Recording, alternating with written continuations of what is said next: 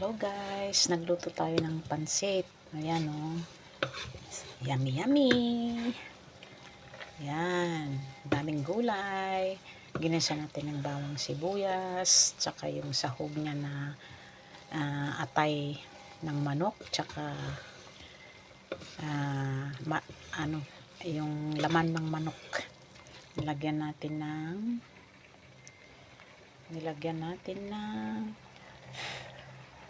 ng gulay, kasa, carrot, bell pepper, at saka parsley, di petrosilya. Yan ang nilagyan din natin ng oyster sauce at saka toyo para mas lalong masarap.